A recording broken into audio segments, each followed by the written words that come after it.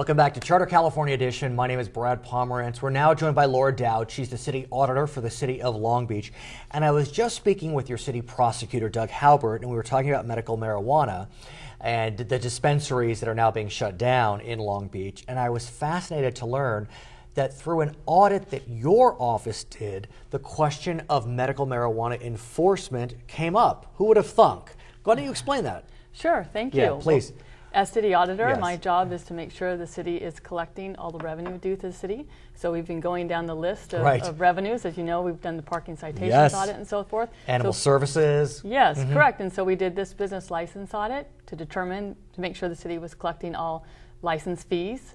And it's a significant revenue source for the city, approximately $12 million annually for business licenses. That's serious. Right, that's right. And we found out that there's about $2.5 million outstanding that's not being collected. Efforts were not being concentrated on collecting those business license fees.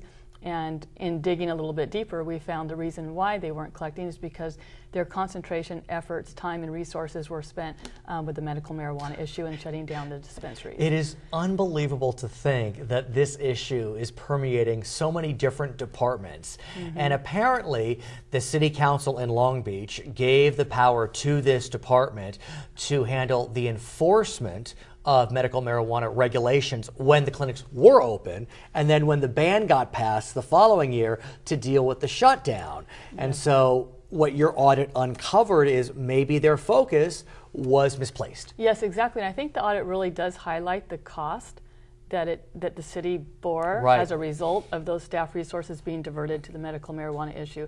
This was it cost the city something, and we estimated that about 2.5 in uncollected business licenses. And what's frustrating for anyone that's kind of a good government type and looking at this situation is a lot of that money has been sent off to collection agencies, and the question becomes, is it collectible, and is it even seen as an outstanding debt at that stage? Right. I think the longer an outstanding debt is not collected, the less likely you are going to be collecting. So it was another highlight of the audit. Look, we have to concentrate our efforts quickly on those receivables that are due to the city and make sure that we do everything in our power to collect the money that's due, because the longer you wait, the less likely you're going to collect. And are these fees, are they a great amount? I mean, as I understand it, average license fee is about $383. Right. So what's going on here? Are people not aware that they are required to pay a city license? I think they're probably aware, but I think out of sight, out of mind. They don't remember. It's not a priority. If they're not getting a reminder collection bill. Are there bills sent? One is sent annually, but then after that, it's sent. But we need to, keep sending them. No past due notices. Right. We need to do a better job at doing that. No past due notices, Madam Auditor. That's outrageous. It was terrible. And so it's one of the items we recommended in the audit, to make sure we have follow-up, and then penalties on top of that when you're late. But couldn't the city place a lien on the business? I mean, it seems as if the city has tremendous power. Yes, you would think that, and that's a good idea. But I think what they're trying to do is work with the Franchise Tax Board to allow the city to intercept refunds before. Can that happen? How would that happen? Well, they would have to work through the Franchise Tax Board? Yes. So where do we go from here? I've interviewed many people in your position in Los Angeles and Riverside, and you do these great audits, and then you're independent, you can't enforce anything that you say. Well, I mean, I believe that our office is somewhat of the enforcement arm. Every audit of ours, at the final recommendation, is to come back and give us a status report on the recommendations that you have implemented, and if you have not, the reasons why. And so we have the power to go to the council to say, look, this is the audit, this was our recommendation, it's not being implemented, and we need it. And what happens when that happens? Or does it not happen? I mean, do you feel as if your audits are reviewed and taken seriously? Yes, I do. And I just learned the other day that the Business License Bureau is out there collecting business licenses that have not been paid. I think 30 on one particular block just came in. You're kidding. So that must make you feel good. Yeah. I mean, your work is worthy. Right. I want to talk to you about a proposition that passed a few years ago. You were a proponent of it. It's known as Proposition H. Give us some background. Our show, of course, runs statewide, so give us some background about Prop H, why it was important, and why it has really been of tremendous benefit to the residents of Long Beach. Great, yes. In 2006, when I first came into office, again, we were looking at the budget, we're looking at revenue sources. The oil production tax in the city of Long Beach was 15 cents per barrel. And is that high, low, medium? That's low. When we did a benchmark study on all neighboring cities, it was the lowest. Wow. The city sits on a huge oil well, as you know. It was the lowest out of all neighboring cities. Oil producers pump about 14 million barrels of oil per year. Oh my. And the price of oil, the 15 cents per barrel tax was established in 1990. I took office in 2006. That tax had not been increased in over 16 years. There was no index or anything to increase it. So the price of oil had tripled, and the tax hadn't stayed with it.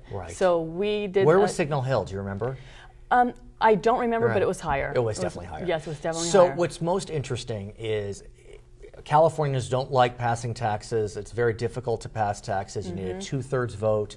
I mean, some of that may be changing, but be that as it may, it passed with, was it 70%? Yeah, How did that happen? It wasn't the first time in Long Beach history? Yes, that a tax like that had passed. And it was a really huge victory because, I mean, you really can't even get 70% of the people to agree on apple pie. Let alone a tax increase, right? But we really got the message out. We worked together. It was a coalition group with myself, my office, the police and fire, which it benefited. And talk to us about where that money has gone and will continue to go. Okay, yes, this money went to the police and fire, divided up evenly. This money brings in approximately $3.5 million annually. So this tax increased from 15 cents per barrel to 40 cents per barrel by 25% increase.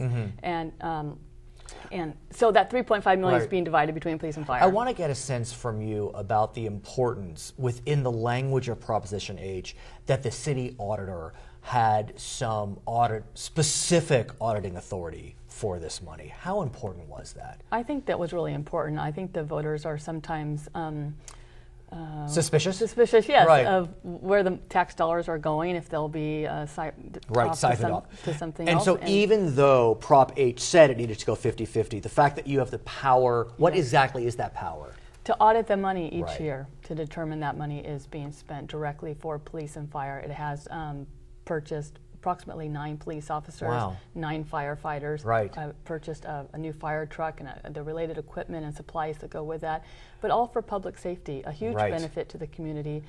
There's several other alternatives that had failed in the past to get a tax increase. This was the perfect one. We were able to inform and educate the voters that this was not a tax on them, it was a tax on the oil producers. So does it index? Yes, it indexes by the inflation of the consumer price index. Now, the flip side, though, is yes, it's not a tax on consumers per se, but we know oil companies and they pass on taxes. And, you know, ExxonMobil, we've heard their multi-billion-dollar profits. So I'm glad you brought up that point because that's part of the education process is that the oil in Long Beach is not high enough quality to go back to gasoline. It is the gunky stuff that makes asphalt.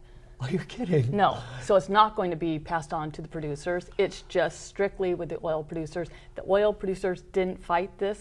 They didn't? No.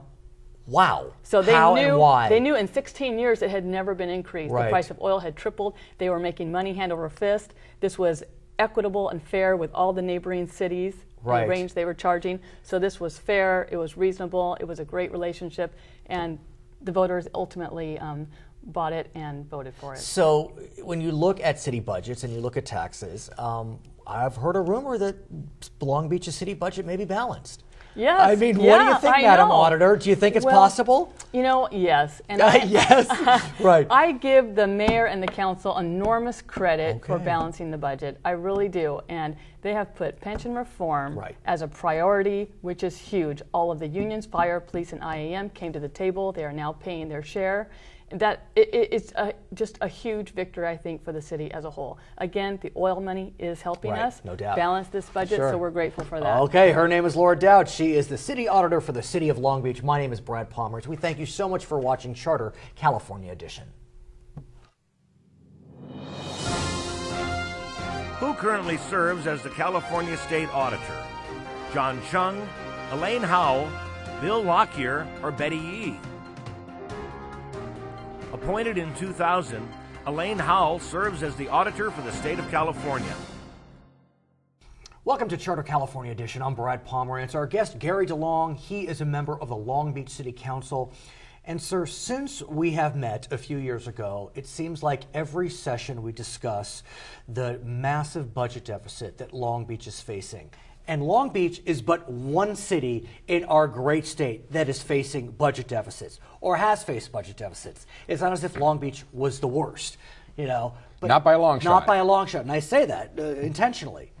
But I can't believe I'm saying this to you, that you may not have a budget deficit anymore. Well, we probably won't have a budget deficit next year, but then the year after that, it's questionable at this point. But you're right. For a number of years, our expenses were growing faster than our revenues, and that does seem to be turning around for a number of reasons. But I got to ask you, why is this happening? It seems so quickly. I mean, even from last year to this year, you know, California was facing big deficits last year. Yes, Prop 30 passed.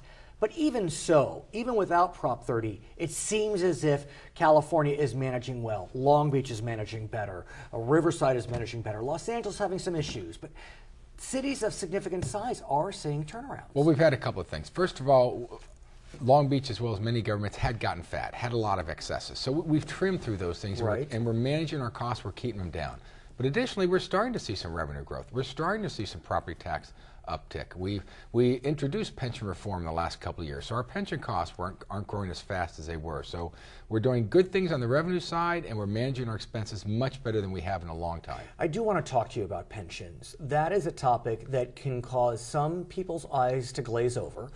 But in the final analysis, Mr. DeLong, many people believe that for municipalities, for states to survive financially, they need to get pension obligations in check.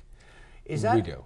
We do. Please explain that to me, because, you know, on so many levels, I think it becomes very easy to bash government workers. And I'm wondering if the pendulum has swung too far. And the pendulum, unfortunately, always swings too far. I'm not sure that we have in this case, but that's the nature of policy, right? You go too far one way, like when you had the huge increases, people doubled their pensions in the year 2000 or so, and now it's getting pushed back the other way. But candidly, while pension costs are getting under control on an annual basis, what isn't under control is unfunded pension liabilities. Right. And how do we get a handle on that? Because as you've taught me, we can make changes to pensions, but they're always prospective. They can't be retroactive. And correct, so, and nor should they be retroactive. Right. Candidly, you shouldn't be able to take something away right. from somebody that has already earned it. But I think what we need to move to, and we will at some point, is a new model. We really need to get away from the defined benefit system and get more towards a defined contribution, just like most of us have in our private lives. That's essentially 401ks. Yes. So some people think that's the smartest idea they have ever heard. Other people think that it is pure blasphemy, that we need to protect our government workers and 401ks are too risky. And what's interesting is it's not a Democrat-Republican split.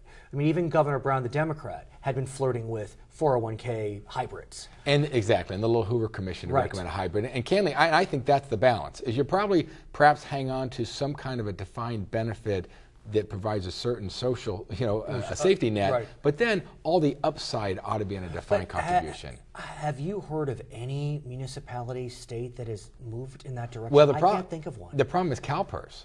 See, CalPERS is who we utilize in the city of Long Beach. CalPERS will not allow you to do that. We'd love to do that. You're not, like, for example, Los Angeles has its own pension system, it does. so theoretically they could do that. They could. Orange County could. Right. They need to go through some process. In your study, have you known of any entity that has moved? Any governmental entity? I can't think of one. Not in California. Yeah. Not in California. But there's a lot of buzz surrounding it. And will continue to be. I mean, that's a drum roll that's going to get louder and louder and louder as time goes on, and all these unfunded pension liabilities come home to roost. We're going to move to that. It's just a matter of when. It's not a matter of if.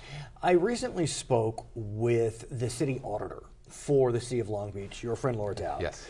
And she has been doing a series of audits in connection with city finances. It's not uncommon. Every city has it. Every governmental agency has it. And what I've learned from Laura is Long Beach, like many cities, basically stuck in the 20th century as it relates to the way they handle their financial systems, reporting technology.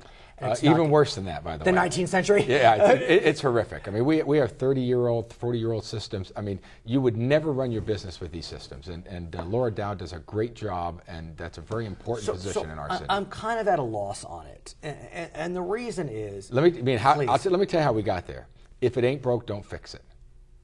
So instead of having an attitude of saying, how do you take something to the next level? How do you make it better? How do you make something more cost effective, which is what you have to do in the private sector day after day? It's kind of like, well, it's not broke, let's not fix it. Well, but here's the problem, is that what that does is it plays right into the narrative that government is inefficient. Yes, it does. And government is inefficient, by the way. I mean, you don't choose government. Yes, but you don't choose government because it's the most efficient model. You choose it because it's the best way to provide police, provide fire, et cetera. But why couldn't government run efficiently and be the best? It should. But I could tell you, and I'm sure Laura would say the same thing, every time one of us pursues an efficiency measure, the first thing you get is pushback. And that's my question. Why? Because there's no reward for taking on risk and excelling, but there is pain involved if you make a bad decision. So if you try and go on the edge and say, I've got a really creative idea, let me give it a try, and it turns out well, you're not going to get a lot of accolades. But if you do something outside the box that doesn't go well, you're going to be punished for risk taking. I don't deny what you're saying, but it's unfortunate. But here's the thing. I'm not saying go out of the box. We're saying adopt 21st century technology. That's not out of the box. It's not, but give you an example. Our financial systems, like you say, they're antiquated, they run on mainframes, they're very expensive, they're crazy. It should be in the cloud, right? I mean, you think about your phones, think about your iPads, think about your PCs. If I may interrupt, and this is not unique to Long Beach, I'm not picking on Long Beach. How do employees track their time today in Long Beach? That's embarrassing. Okay. You're not alone. It's a time card that you manually fill out. It's absolutely crazy. Manually fill out. I haven't seen a time card. You can't even use the machines from How to Succeed in Business Early Trying where you push the button. Exactly. No, they don't even use that. 60s. And it's not just all the effort that's involved in that, but think about how many hundreds of man hours are spent every year by somebody keying that information into the mainframe. Absolutely ludicrous. Okay. Ludicrous to do that. So I'm not a rocket scientist, clearly. Change it. We should change it, and I've pushed hard. In fact, I had an item on the agenda very recently just trying to move staff in that direction, have a third party come in, do an analysis, identify the savings. Let's get off this platform. Let's move forward. So what's the delay? The delay is staff will say, well, we actually have higher priorities than that, because that's systems working okay for us. We have a higher priority. It's not the way it should be. Well, then talk to me about the inherent tension. Again, I'm not singling out Long Beach, between a city where the council members are not full-time, the staff is. Yes. And this is a city of over 500,000 people. We're not talking about a small city. This is one of the largest cities in the country, frankly. Yeah, second largest in LA County, certainly. Right. And so explain that tension and how that works and why you can't just demand action and why. Well, first of all, it's not really whether it's part-time or full-time. I'm a huge supporter of part-time elected officials. I think that the number one benefit is that you need to have a real job. You need to be out in the private sector. You need to go to work like everybody else. That's important to bring that knowledge. And we have in the past. I don't know if we've done it on camera. But no, we haven't. Yes. But then you bring that knowledge and that mindset into your public position. But given that, I mean, I think it's fair to say, and if you're a council member from the city of Los Angeles and it's your full-time job, it's a little easier to prevail when you're there 5 days a week. Oh, not necessarily. Here's the difference. The difference is your city council, like a board of directors, whether it be a large corporation or a nonprofit, the board's job is to set policy. The CEO or the city manager, in this case, it's their job to execute it. But you are the city manager's boss. The nine of us are collectively. Right. That's correct. So he gets 9 different directions on occasion. That's true. So he's got to look and say, okay, but we're 5 of the 9 on this issue because I need to please the majority. Yes. That's what causes the tension. Is you don't have one boss, you have 9 bosses. So on this issue of time cards, just anecdotally, we'll just say, sure. I mean, can you get off the dime? You metaphorically? Yes. Not as fast as I would like to, not as quickly as I would like to, right? And as I could plays right into the narrative that government is lazy. It is. Well, it's inefficient. I don't want to say lazy, but government is absolutely inefficient. But we can do better, and we will do better in the city of Long Beach. We've made a lot of great prides, but there's always a way to go to take it to the next level. His name is Gary DeLong. He is a member of the Long Beach City Council. My name is Brad Pomerance. You are watching Charter California Edition. How many active employees does the state of California employ? 193,649, 216,806, 287,030, or 312,921. According to the California State Controller's Office, the total number of active employees working for the state of California in March 2013 was 216,806. Charter California Edition. I'm Brad Pomerance. We are joined by Lori Woods. She is the newest council member for the city of Signal Hill. She was elected in March of 2013. Congratulations. Thank you very much. Tell us a bit about Signal Hill for our viewers statewide, and then we'll talk about the election and your plans. Sure.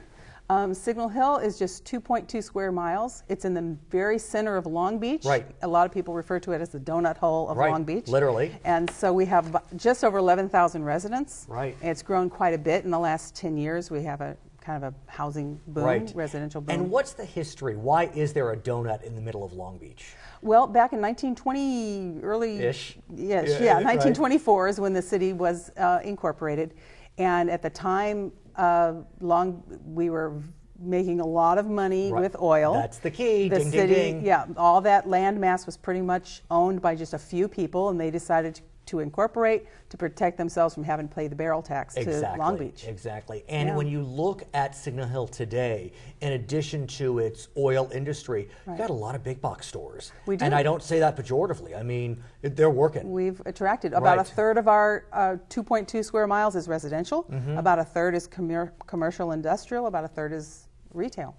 So what brought you, your young family at the time in the late 90s, to Signal Hill? Right.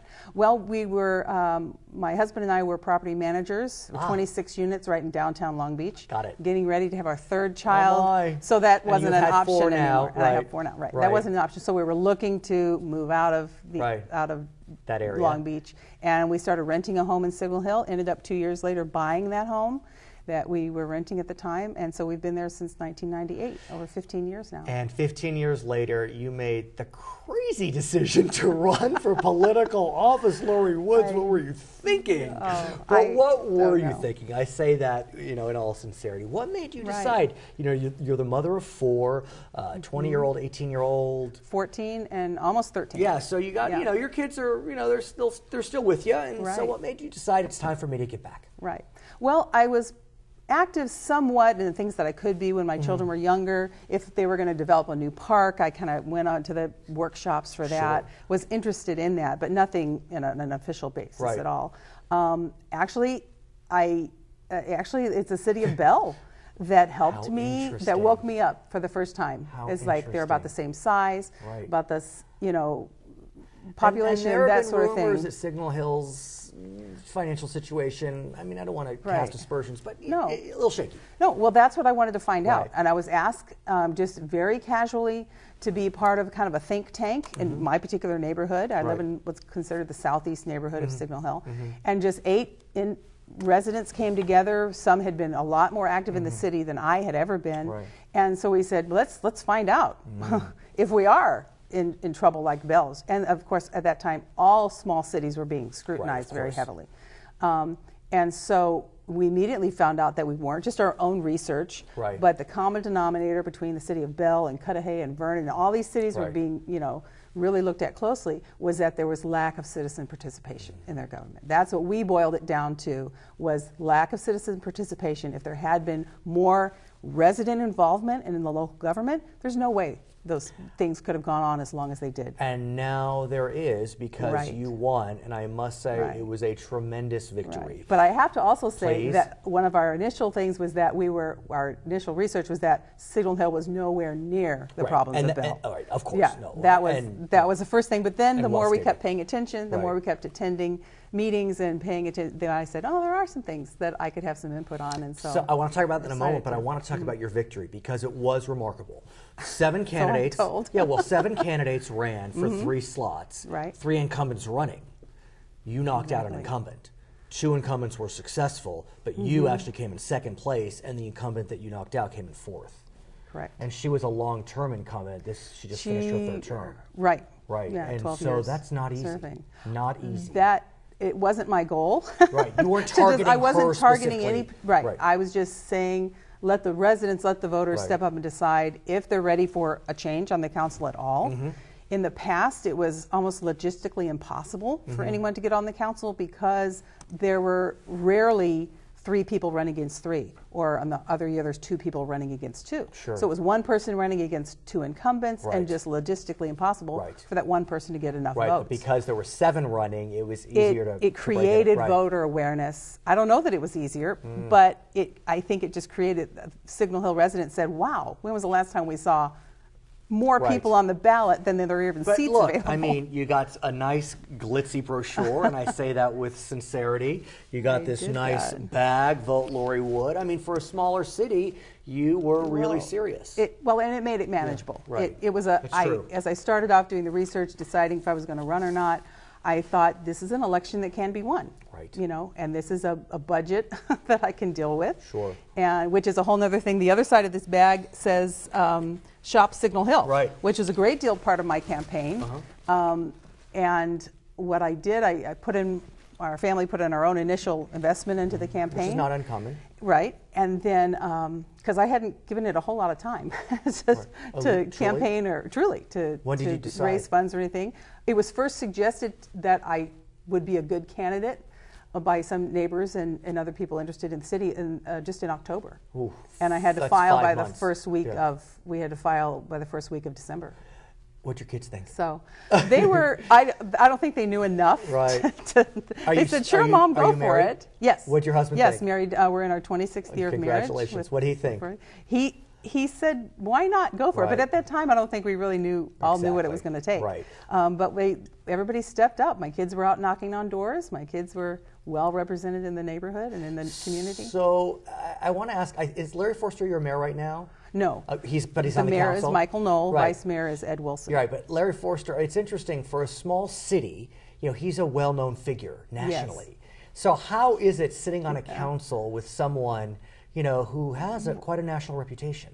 Well, I don't think I was aware of his Larry. national reputation. Larry, I mean, he's obviously well known in the city. Right. He's well known in the county, and I'm coming now just less than a month into the job to realize his impact in a greater thing. So it's been a great benefit for Signal Hill. And so what are your goals? Like you said, you're just a couple months into the process. What do you hope to achieve for your city? Well, the greatest response I got from residents was I basically, all the information I did or printed or anything during my campaign, my whole campaign, which I think is significant to note, I was able to operate my whole campaign for $6,500. Amazing. And so I did a great deal of it myself. You printed this beautiful brochure? Yes. The family joke is that because we had so many of these and I had to order more than I actually needed or could even use, that they're in the bottom of every birdcage in Signal Hill because there's so many. Right. The last weekend before the election, my husband said, "We still have 191 of these. What are we going to do?" And I said, "Well, pass them out. I've given everybody. Everybody knows. What are we going to do?" And he said, "Well, I'd rather have them throw it away than us throw it away." Fair enough. So that last weekend, my daughter got out passed it around. Yeah. And so, tell me more about your goals.